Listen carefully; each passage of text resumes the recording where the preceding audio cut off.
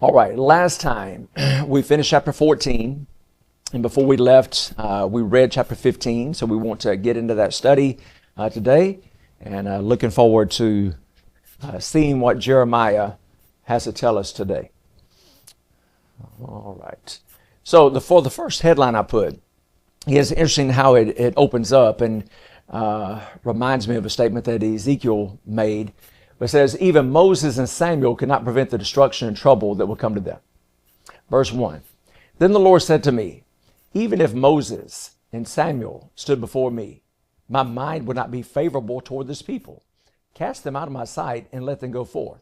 And a cross-reference that just went through my mind, I should have put, Ezekiel made a statement similar like that. Said, though, who are the ones he named? Though Noah and Job and Daniel were in it, I would not change my mind. So kind of a similar statement that he makes here. So Moses and Samuel couldn't sway my opinion as to what is going to happen to you. I'll show you what he's talking about as far as Moses and Samuel, some of the things that they did on behalf of their people. That's exactly right. That's exactly right. Yes. Yes. Yes, sir. And it shall be, if they say to you, where shall we go? Then you shall tell them, thus says the Lord, such are for death to death, and such as are for the sword to the sword, and such as for the famine to the famine, and such as are for the captivity to the captivity. So again, it's not a very optimistic picture that it's painting right here of the people and what is going to happen to them, and that even Moses and Samuel couldn't prevent this from happening to them. Now, they could prevent it themselves, as we've seen in several of the verses. If they would repent, if they would come back, God would change his mind about the punishment. It says, I will appoint over them 4 forms of destruction, says the Lord. The sword to slay, the dogs to drag, the birds of the heaven, and the beasts of the earth to devour and destroy. I will hand them over to trouble to all kingdoms of the earth because of Manasseh, the son of Hezekiah, king of Judah, for what he did to Jerusalem. And we'll make a couple of references about him here in just a minute. So, what to do? First, look at Moses. As Brother Lloyd said, there were twice that Moses went to bat for the people and was able to convince the Lord to not destroy the people. You know, Moses could have said, okay, Lord, go ahead, make a great nation of me. But he didn't do that. He did intercede for the people. And of course, that's what Jeremiah is trying to do in his day to his nation. This is, if y'all recall the context, this is right after Aaron has made the golden calf. The golden calf, the gold that he put in, and automatically a calf came out. At least that was his story. Told you Aaron was, I guess, an early believer in evolution. But so anyway, Aaron had made this calf, and they were worshiping this. And Moses has gone up on the mountain to get the 10 Commandments from God himself. And he's just coming down. He was only gone for 40 days. He sees all that noise and has seen what happened. And God is very angry, of course, at what he has seen. And the Lord said unto Moses, I have seen this people. Behold, it is a stiff-necked people. We're talking about being stubborn a minute ago. I don't know that we're as stubborn as the ancient Israelites were. Now, therefore, let me alone. Leave me alone that my wrath may wax hot against them, and I may consume them, and I'll make of thee a great nation.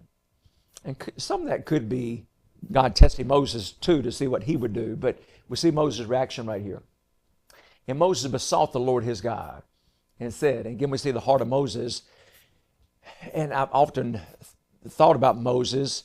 I just think sometimes in my own little bitty life in teaching and coaching, you hear complaints about this and that. I can't imagine the number of complaints that Moses must have heard. There were 3 million people, whatever. But again, how much he loved these people and how much they meant to him. I'm telling you.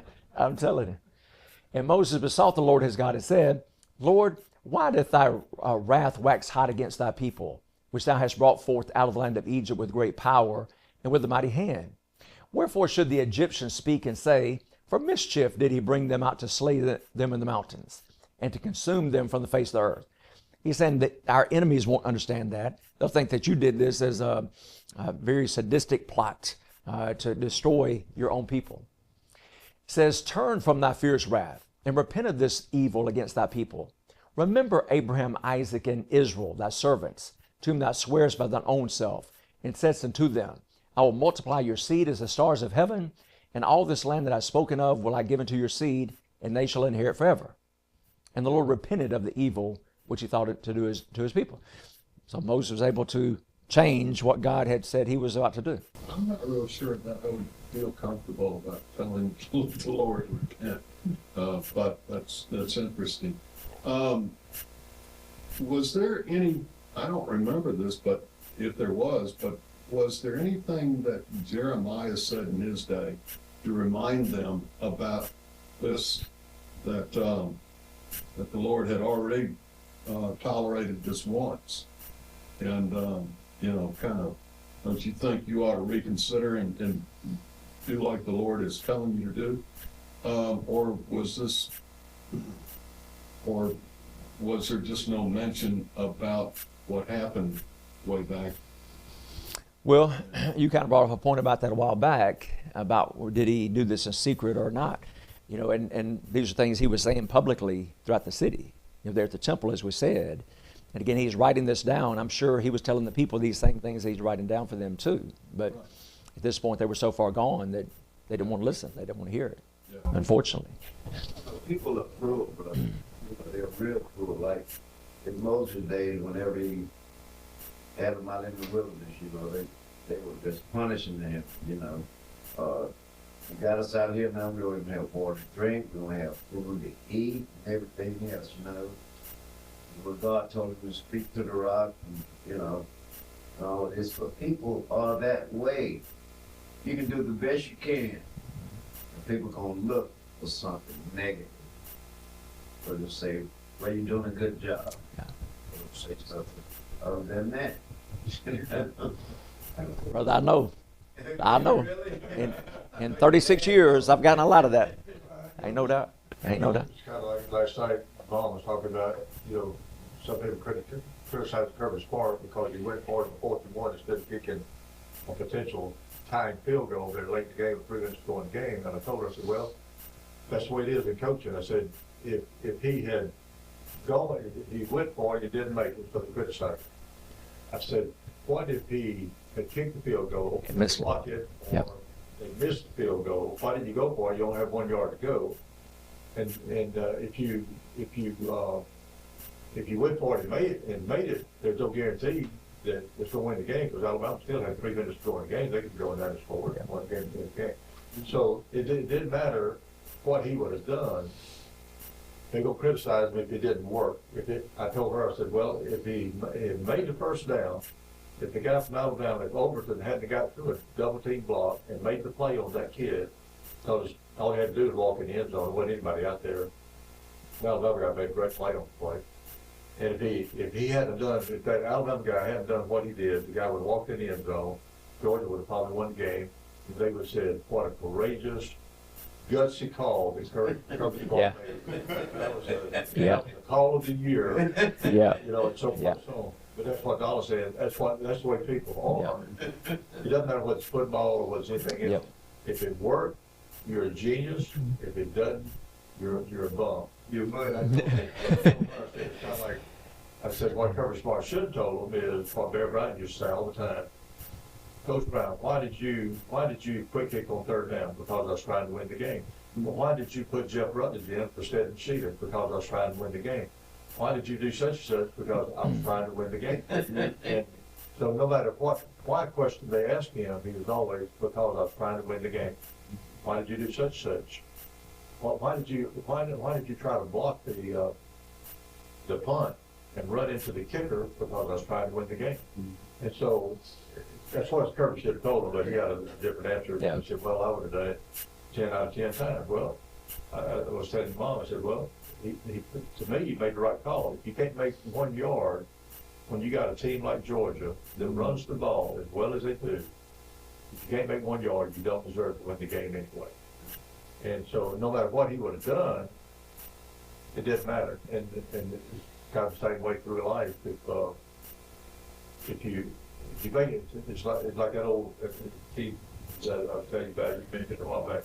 It's like that old sign in that old coaching office that I saw with Coach Sullivan. First time I went to East Mississippi, and I was looking in there, and he was going over plays and stuff with us. And it had a big sign up there: to avoid criticism, do nothing, say nothing, be nothing. And that's kind of the way that it is, that if whatever you do, because somebody's gonna find fault with it, and that's what it is. For less, No doubt. there's somebody gonna criticize that if you don't do nothing. Yeah, that's true. Even that'd be good. That's true. That's a good point. That's right. Should have done something.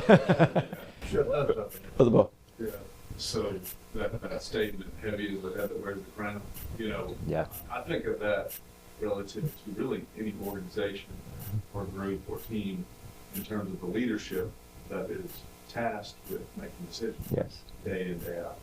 And it's so true that it's so easy to give criticism, but and everybody does it. Yes. It's just human nature. Yeah. But you know, I just have so much more respect, you know, having seen it, you know, through a professional lens, through a community lens, Right. through Right. running the nation, Right. and all the things. Right. Right.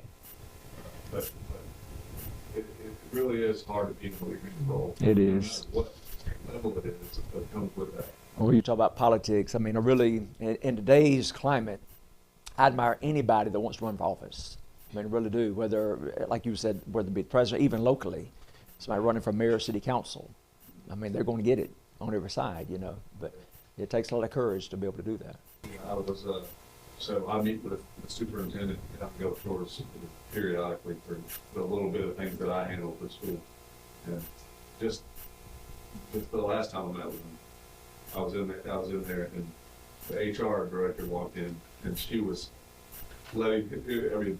just letting him know about a couple of situations that came up. And I'm just like, man, I'm not, and it was just like, just small stuff. Yeah. But some Yeah. people just don't, you know, they make a Yes. mountain out of a Yes. molehill.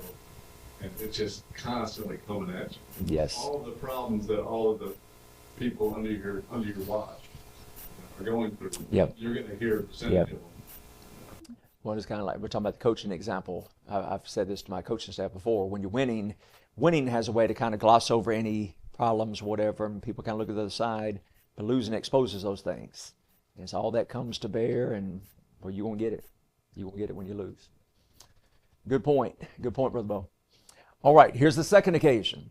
All right, so here's one time that Moses came to bat for him and kept him from being destroyed when God. This, as y'all remember, is with the 10 spies, the 12 spies. And 10 brought back the bad report. And basically the entire nation believed the 10, woe is us, we can't do it, we're going to get destroyed, why did we ever leave Egypt? And after God had taken care of them through the wilderness and all the things that he had done, and so again, God threatens the same thing, Moses comes to their defense once again. The Lord said unto Moses, how long will this people provoke me? And how long will it be ere they believe me for all the signs which I have showed among them? I will smite them with the pestilence and disinherit them, and will make of thee a greater nation and mightier than they. And Moses said unto the Lord, then the Egyptians shall hear it, for thou broughtest up this people in thy might from among them, and they will tell it to the inhabitants of this land. For they have heard that the Lord, that thou art Lord among this people, that thou, Lord, art seen face to face, and that the cloud standeth over them, and that thou goest before them by daytime in a pillar of a cloud and in a pillar of fire by night. Now if thou shalt kill all this people as one man, then the nations which have heard the fame of thee will speak, saying, because the Lord was not able to bring this people into the land which he sware unto them, therefore he has slain them in the wilderness. God, that's what people will say about you. And now I beseech thee, let the power of my Lord be great, according as thou hast spoken, saying, the Lord is long-suffering and of great mercy, forgiving iniquity and transgression, and by no means clearing the guilty, visiting the iniquity of the fathers upon the children unto the third and fourth generation. Pardon, I beseech thee, the iniquity of this people, according unto the greatness of thy mercy, and as thou hast forgiven this people from Egypt until now. And the Lord said, I pardoned according to thy word. And there was one, I didn't put it in here, one of these two, where Moses says, Lord, don't blot their name out. If you're going to do that, blot me instead. Which again, that's an amazing statement. Reminds me of Paul's basically said, what did he say? I could wish that I myself accursed or anathema for this people, I think in Romans 9. But again, a phenomenal attitude that Moses had and the great love that he had for this people and how much he cared for them. People in fact that could take over that land, the Lord promised them, but they forgot that the Lord, he killed Pharaoh and his whole army there in the Red Sea. So That's exactly if right. he did that, he could destroy anything. That's exactly right. Yeah, it's a great point. We're probably, We're the same way. Yeah, you're right. We are too. I was talking about how terrible people are to other people, how cruel they are sometimes. I watched several documentaries about the World War II in Germany and things they did. They're so terrible. And most of those soldiers were just kids that came in off the farm. You know, Right. They weren't evil or anything, but they became evil. Yeah. In fact, they had a choice, you know. Why didn't they choose to go that way? Well, that's a great point. And you kind of go back to the example in Jeremiah's day compared to Moses and Samuel. In Moses' case and Samuel's case, you had a strong leader. You had a strong leader that set a good example, admonished the people, kept on the right track. In Jeremiah's day, Jeremiah's not a leader. I mean, he's a preacher, a prophet, but he didn't have any governmental authority. You know, the kings in play could have done something about it, you know, like Josiah did. But you look at Jehoiakim, Zedekiah. Zedekiah, when you look at Zedekiah, to me, I think he had a little bit of a good heart in him. Yet when I look at some of his response to Jeremiah, he seemed like he had a soft spot for Jeremiah. But talking about leadership, to me, he didn't have the moral courage to stand up for what he should have. But again, it's amazing there was a passage we were reading with the kids the other day in the book of Ecclesiastes, I think it is, and it talked about how much harm one sinner could do. And that's true. We say that, you're talking about World War II, I always think about Adolf Hitler. You think about him plunging a world into war, 60 million people died as a result. A lot of even local people died in that war. A guy in Germany started this whole thing. So that's definitely true. But on the flip side, I told them, it's the opposite true. That one good person, one good man can do a lot of good too. The influence of Joshua. Yes. Even after his death, the nation was faithful. Yes. Thinking to the people who were under Joshua. That's right. That's right. That's a lot of influence. Yes. Didn't Russia just destroy God because of the fact that some of the things that they were going to do or planning to do, they believed that God would stand in their way to keep them from being able to do that? Well, they bought into the communistic philosophy of Karl Marx, who lived, the century before. Karl Marx in 1848 wrote the Communist Manifesto. And then in 1867, he wrote a book called De Capital, I think was the name of it. But if you look at the tenets of communism, one of the most important parts of it is there is no God. So if you buy into communism, you got to outlaw God, you got to take him out of the picture. And so eventually that's what they did. So Lenin came along a long time later, 1917, where he starts the Russian Revolution and this sort of thing, and then they fight a Russian Civil War and all that. But yeah, so that's one of the things that I heard Brother Joel talking about doing missionary work over there in 1993, and that he met older people that said, that started crying when he gave them a Bible. Said, I haven't seen a Bible since I was a little kid, and how sad that is. So yeah, you look at somebody like a Lenin, a Stalin, how much damage it did to the Russians from a moral standpoint, trying to stamp out God, any vestige of God, Some of the experiments that they were trying to do during those two periods also were some pretty outrageous and barbaric ways of trying these experiments. Just made absolutely no sense. Of course, at one point they were trying to prove that they could actually create life themselves as well, using chimpanzees or an ape to cross over a man with an ape. And of course, they found out real quick that it wouldn't work. Right. But that was after, well, I say real quick, but that was after a huge experiment just completely and totally failed. Yeah. And I'm just really glad that I wasn't brought up to have that mindset to just think that we can do it without God. That's a good point. As evil as Hitler was, they say he tried to find the Ark of the Covenant because he realized the power he had. any army that had the Ark of the Covenant in front of it was not gonna lose that one. And so he was really adamant. And there were other things he tried to find. Yeah. Superstition or whatever, to strengthen his nation. Of course, Ark, when you find the Ark of the Covenant at all, Right. nobody knows what it's at. Right. But he did actively try to find it. Interesting. Interesting. All right, good points. Notice what Psalm 106:23 said about Moses. Therefore he said that he would destroy them, had not Moses, his chosen, stood before him in the breach to turn away his wrath, lest he should destroy them. And again, that really adds meaning to this right here. So he's about to destroy them. He stood in the breach, or he stood in the gap. And I've heard sermons about that before. It was said, you recall, I think it's in Ezekiel 22:30, that Ezekiel is pleading, and again, he's contemporary of Jeremiah, pleading, oh, I wish there was somebody to stand in the gap like Moses did. And so Moses did. And so again, we've had people throughout our history that have stood in the gap and stood up for what is right. And again, talking about that courageous leader like Bo was talking about before. You know, we pray for that. We need that. We need leaders with courage to do what is right regardless and help guide the nation the way that it should go. Samuel. All right, so Samuel is mentioned as an example. There's two that I put. There may be others I could put as well. But y'all recall in 1 Samuel 7, the Philistines and the Israelites, of course, were having war back and forth during that time. And before this, the Philistines were getting the best of the Israelites. You recall that they had defeated them in battle, and the two sons of Eli had been killed in battle. Was it Hophni and Phinehas, I think it was. So we killed in battle. The Ark of the Covenant, we're talking about the Ark of the Covenant, was taken into, the Philistines had captured it and all that sort of thing. But the Philistines were getting the better of them. And here's a big battle that's about to take place. In 1 Samuel 7, 7 through 10. And when the Philistines heard that the children of Israel were gathered together to Mizpah, the lords of the Philistines went up against Israel. And when the children of Israel heard it, they were afraid of the Philistines. They had not fared very well prior to this.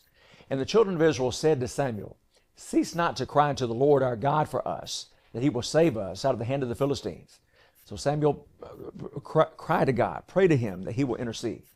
And Samuel took a sucking lamb and offered it for a burnt offering holy unto the Lord. And Samuel cried unto the Lord for Israel. Notice this. And the Lord heard him. And as Samuel was offering up the burnt offering, the Philistines drew near to battle against Israel. But the Lord thundered with a great thunder on that day upon the Philistines and discomfited them, and they were smitten before Israel. So again, talking about God fighting the battle. God fought the battle for them when Samuel pleaded for them with him to do so. We have another time where Samuel interceded for them a little bit later on in his life. You recall when they wanted a king. And so Samuel tries to go through and list all the reasons why you really don't want a king. He tries to spell that out. Said, we want one anyway. And so I think, if I remember the context, the Lord caused lightning and rain to come. It said, all the people said unto Samuel, pray for thy servants unto the Lord thy God, that we die not. For we have added unto all of our sins this evil to ask us a king. And Samuel said unto the people, fear not, ye have done all this wickedness. Yet turn not aside from following the Lord, but serve the Lord with all your heart. And turn ye not aside. For then should you go after vain things, which cannot profit nor deliver, for they are vain. For the Lord will not forsake his people for his great name's sake, because it hath pleased the Lord to make you his people. Moreover, as for me, God forbid that I should sin against the Lord in ceasing to pray for you. So I'm not going to stop praying for you, but I will teach you the good and the right way. Only fear the Lord and serve him in truth with all your heart, for consider how great things he hath done for you. But if you shall still do wickedly, you shall be consumed, both ye and your king. And again, fast forward to Jeremiah's day, this is the point that they've reached, because they've left God. They're serving these idols. Again, in Jeremiah's day, as we've seen before, it's not too late for them to turn back. But again, you don't have that Moses or Samuel that are there leading the people and guiding them in the way they should go. All right, now one of the things that it said, I want to go back and remind you what Jeremiah 15 said. Cut out some parts for time's sake. So in this passage we're reading, it says, cast them out of my sight. This is the Lord speaking. Such as for death to death, and such as for the sword, and such as are for the famine to the famine, and such as for the captivity to the captivity. And I will appoint over them 4 kinds, the sword, dogs, fowls, and beasts, to devour and destroy. I will cause them to be removed into all kingdoms of the earth because of Manasseh. And so we see similar language. It says, cast them out. We see Jeremiah saying that in a couple different places. In Jeremiah 7:15, God says, I will cast you out of my sight, as I've cast out all your brethren, even the whole seed of Ephraim. We're talking about the 10 tribes. The 10 northern tribes have already been taken into captivity. I cast them out. The same is going to happen to you. Jeremiah 23:29, I will cast you out of my presence. Again, one of y'all were talking about, it seems like the people would have taken notice of that. It would have affected them, but again, they had gone to the point of no return, I guess, that there was no convincing them. Jeremiah 52 and verse 3. This is after Jerusalem has been taken. It says he had cast them out from his presence. 2 Kings 17:20. The Lord rejected all the seed of Israel and afflicted them and delivered them into the hand of spoilers until he had cast them out of his sight. Jeremiah 14:12. I will consume them by the sword, by the famine, and by the pestilence. Some of the same things are mentioned here. Jeremiah 24:10. I will send the sword, the famine, and the pestilence among them till they be consumed from off the land that are given to them. Ezekiel, a contemporary of Jeremiah, 14:21.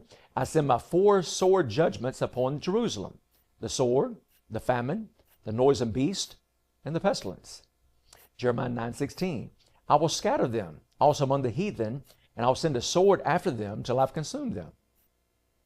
Jeremiah 24:9. I will deliver them to be removed into all the kingdoms of the earth for their hurt. Jeremiah 29:18. I will persecute them with the sword and with the famine and with the pestilence, and will deliver them to be removed to all the kingdoms of the earth. So we're seeing the same thing over and over again here in this passage, these passages. Jeremiah 34:17. I'll make you to be removed into all the kingdoms of the earth. Lamentation 1 and verse 8. This is after the destruction has happened. Jerusalem hath grievously sinned, therefore she is removed. Ezekiel 23:46. I'll give them to be removed and spoiled. So you're seeing this over and over again. It's like to Brother Scott's point, how much did they hear this? I think they were hearing these things all the time. I think Jeremiah was warning them constantly. They're at the temple and other places. Listen. Again, Jeremiah's doing that because he didn't want this to happen to them, and it didn't have to happen to them. It wasn't too late for them to come back, yet they refused. Now, Manasseh is mentioned here. It says, because of Manasseh. And it seems, when you look at other passages, it seems like he is the one that really took the nation to the point of no return. You had, he was the son of Hezekiah, who of course was a good king. Then after him, you had Ammon, I think Josiah was the grandson of Manasseh. So you had Josiah, one of the best kings. His grandfather was one of the worst kings. And you have their descendants are the kings, the rulers in Jeremiah's day. Again, Josiah tried to reform the nation. But again, after his death, I mean, it was very quickly that it went back the way it was before. So Josiah had a temporary effect on it, but not anything long lasting.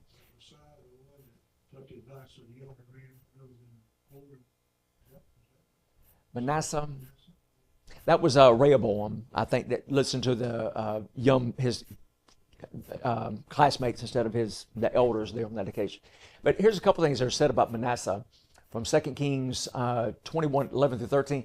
And I should have gone back and put some more things that it did. Y'all can help me name some of these.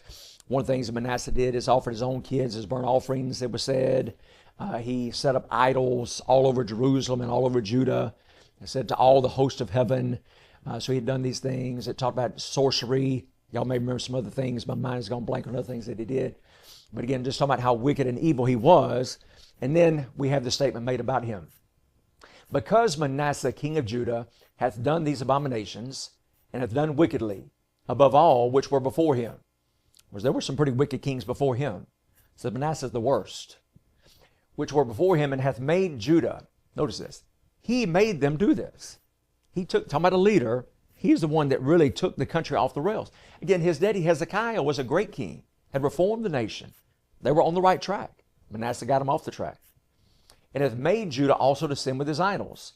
I am bringing such evil upon Jerusalem and Judah, that whosoever heareth of it, both his ears shall tingle. And I will stretch over Jerusalem the line of Samaria, and the plummet of the house of Ahab. And I will wipe Jerusalem as a man wipeth a dish, wiping it and turn it upside down. I've heard Brother Dallas talk about that before in the past. He said, don't wipe it like a man has wiped a dish. I'm going to destroy them. I'm going to punish them because of what Manasseh has done, where he took them. 2 Kings 23, 26 through 27 It says his anger, the Lord's anger was kindled against Judah because of all the provocations that Manasseh had provoked him withal. And the Lord said, I'll remove Judah also out of my sight as I've removed Israel and will cast off this city, Jerusalem. And again, we saw that word removal earlier. 2 Kings 24, 3 and 4. At the commandment of the Lord came this upon Judah. And 2 Kings 24 is talking about the fall of Jerusalem, being destroyed by Nebuchadnezzar and the Babylonians. At the commandment of the Lord came this upon Judah to remove them out of his sight for the sins of Manasseh, according to all that he did, and also for the innocent blood that he shed. For he filled Jerusalem with innocent blood, notice this, which the Lord would not pardon. One of the things, there's 7 things listed in Proverbs 6 that God hates, and one is the shedding of innocent blood. And so Manasseh did that. And again, with the children that he offered in sacrifice. And we've made the parallel before. Makes you wonder how the Lord feels about us with the abortions that have been committed in our country. Over 60 million abortions. It's hard to get more innocent blood than that. How's God going to view that? I don't know. I don't think that's going to go well with us. Anyway, any questions or comments on any of that? What's that? Noisome beast? Ezekiel 14, what is that? Noisome beast. I should have looked it up. Some of y'all have better use the English language. I think would be something that would be like unattractive, something that would kind of have a foul odor to it. Some of that is what I would think. I think it'd be something like a lion, or something. A fierce beast. Fierce animal. Okay. Like that. Noisome. That noise, a loud animal. Remember that one of the prophets just said God told him not to go back, and he went back. That God told him not to, and a lion struck him. Right. That may be what it's talking about. I thought maybe that noise from these might be a lion or tiger or something. Right. Ferocious. Good point. Good point. All right, Jeremiah 15, 5 through 9. The Lord would destroy his people because they would not return from their sinful ways. Again, emphasize because they would not. They could have. God knew they wouldn't, but he's given them another opportunity, one last opportunity. Verse 5. For who will have pity on you, O Jerusalem? Or who will bemoan you? Or who will turn aside to ask how you are doing? You have forsaken me, says the Lord. You have gone backward. Again, it's you. It's your fault. And we talked about that before. You know, it's kind of human nature, talking about blaming people and criticism. But people don't like to shoulder any of the blame, do they? And you're talking about in politics. It's something that drives me crazy, both parties. When something goes wrong, what do? Or is that other party's fault? They shouldn't have done it. People do that. That's human nature. Always looking for blame. It would be so refreshing to see a politician say, you know, you're right. You hardly ever see one that will admit that they messed up. But that's how we do it. But again, the point is, they had done this. It wasn't God that left them. They had left God. It was their sins that had separated them from God. Romans chapter 15, verse 4, for whatsoever things were written aforetime were written for our learning, that we, through patience and the comfort of the Scriptures, might have hope. But as long as we live, we're still going to make stupid mistakes. We will. And it's just, it's so sad because God's the one that's looking down here going, wait a minute, what are you doing? Why? And so it's just, it's sad to be human. You know, you go back to the very beginning, Adam and Eve. I think about that from time to time. So after Adam and Eve sinned and God has questioned them, what did Adam say? Well, that woman that you gave me. So kind of indirectly saying it's her fault, but Lord, it's kind of your fault. You're the, and again, same thing with Eve. It was the serpent. And again, that's human nature. And so that was the case here. They had done this. It was they that had gone away from God. Therefore, I will stretch out my hand against you and destroy you. I'm weary of relenting. And we see a great example of the patience of God. I mean, this has been going on been happening on and off for hundreds of years. And yet God has been patient with them and patient with them and patient with them. And yet his patience was about to run out. Verse 7, I will winnow them with a winnowing fan in the gates of the land. I'll bereave them of children. I will destroy my people. Why? Since they do not return from their ways. They could have, and they still could. but they refuse to do so. Their widows will be increased to me more than the sand of the seas. I'll bring against them, against the mother of the young men, a plunder at noonday. I will cause anguish and terror to fall on them suddenly. And again, one of y'all made the comment a while back about that. It seems like that would get your attention. The things that God is saying is about to happen. I think it goes back to they didn't believe Jeremiah. I think is it. They didn't believe God. They were past that point and said, that won't happen. She languishes who has borne 7. She has breathed her last. Her son has gone down while it was yet day. She has been ashamed and confounded, and the remnant of them are delivered to the sword before their enemies. So it's not going to go well. You're going to go into captivity. Those left, you're going to be facing the sword. So again, he's laying out a picture. This is what's going to happen if you don't return. And yet they did not trust God and did not return. A couple of cross references real quick. Jeremiah 1:16. I will utter my judgments against them who have forsaken me. So again, it's they that have forsaken God, not the other way around. Jeremiah 2:13. They've forsaken me, the fountain of living waters. We're talking about some of those early chapters, how good God had been to them. What nation had ever changed gods? And yet, that's what they had done. Jeremiah 2:17. Thou hast forsaken the Lord thy God. Jeremiah 2:19. Thou hast forsaken the Lord thy God. Jeremiah 7:14. But they hearkened not, they didn't listen, nor inclined their ear, but went backward and not forward. Jeremiah 8:5. Why then is this people of Jerusalem slidden back by a perpetual backsliding? It's a continual thing he's saying. They keep sliding back. Isaiah 1:4. They're gone away backward. Hosea 11:7. And my people are bent to backsliding from me. Ezekiel 25:7. Behold, therefore, I will stretch out mine hand upon thee, and will deliver thee for a spoil to the heathen. Zephaniah 1:4. I will also stretch out mine hand upon Judah, and upon all the inhabitants of Jerusalem. Jeremiah 6:11. Therefore I am full of the fury of the Lord, I'm weary with holding in. Amos 7:7-8. Thus he showed me, and behold, the Lord stood upon a wall made by a plumb line, with a plumb line in his hand. And the Lord said unto me, Amos, what seest thou? And I said, a plumb line. Then said the Lord, behold, I will set a plumb line in the midst of my people Israel. I will not pass by them anymore. And again, a lot of you are a lot more expert in that than I am. I guess that's something to make sure the wall is straight or something along that line, like measure this perpendicular. So again, God has a standard. That standard doesn't change. Usually has a top in there, so So you can, yeah. That's a perfect line for you. What set the plumb line in the midst of the people was. I think it's somewhat his standard, his word. Okay, so here's my word that I'm going to measure you with, and you're not lined up with it as you should be, I think is the significance of that. It's either that or else you're over here and you should be over here. Right. So either way, Yeah. same thing. So yeah, it's,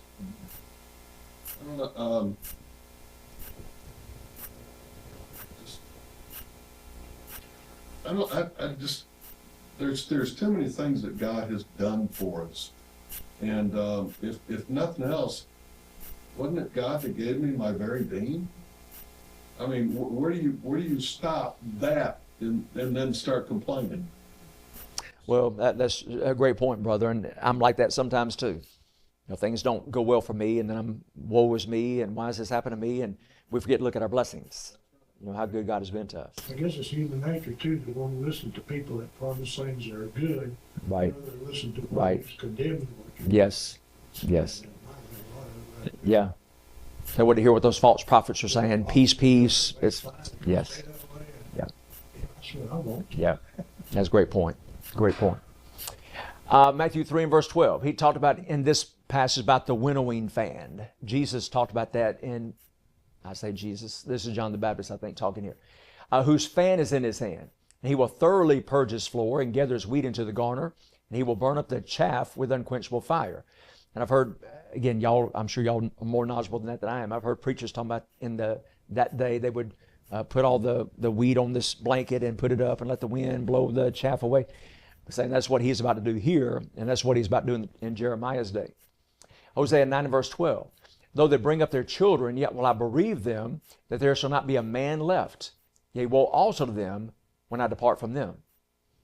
And the only reason he's departed from them is they have departed from him. Jeremiah 5:3. Again, they could have returned. We've made this point several times. This is earlier in the book. they have refused to return. They could have. They could have, but they refused to do so.